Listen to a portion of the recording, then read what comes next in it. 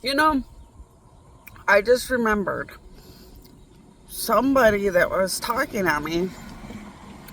Somebody talking at me said, Mary is so sacred. Mary was never sacred. So, sacred holiness is something very hard to earn. So, if you ever want to be a saint, there are legendary saints. You know those weird little necklaces? They're like, they're weird thread. It's like weird thread, and they have these little brown, they're like little brown squares.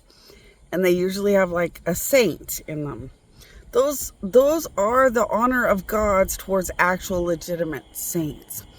When you're a saint, a savior, when you have these holy sacred realities, they're very, very impossibly difficult to obtain. So Mary and Joseph were just a beautiful pair of humans that were so beautiful in the love of God. They just made amazing, spectacular, honorable parents to fill in for God at a very hard time when Jesus was sacrificing. But they did not ever do the work that it would ever take to be sacred or holy, thus bringing them into like a sainthood or anything like that. But if you ever want to understand those things, just think or say, my queen, my queen, my queen. In heavens, holiness is everything. Sacredness is everything. If you ever want to dive into those things, my queen, my queen, my queen, angels will talk to you for hours about holy sacredness and how impossibly difficult it is to be holy and sacred. But what a wonderful, amazing power and privilege and responsibility it is.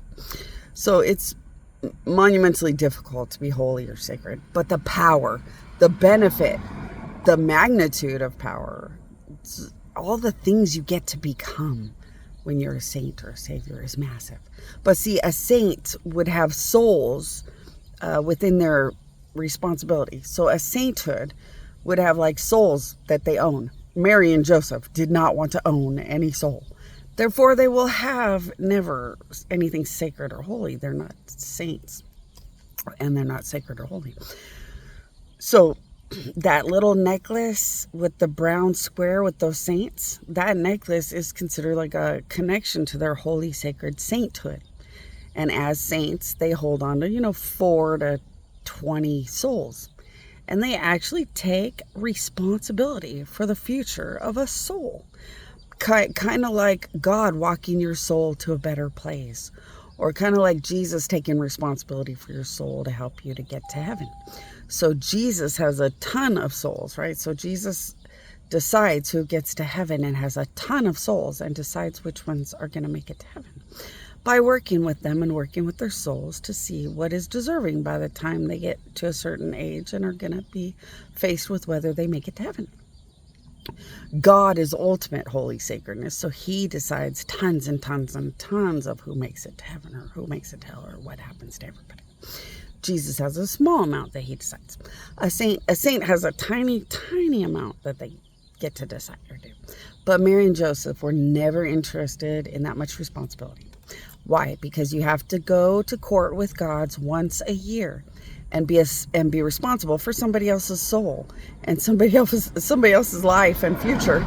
So you have to go to court with God and prove or disprove overall how you did with all those souls. So a lot of people would not want that kind of responsibility. And those are the kind of things that get statues or sacred necklaces and things like that. And I just realized that I had not explained that. So there you go.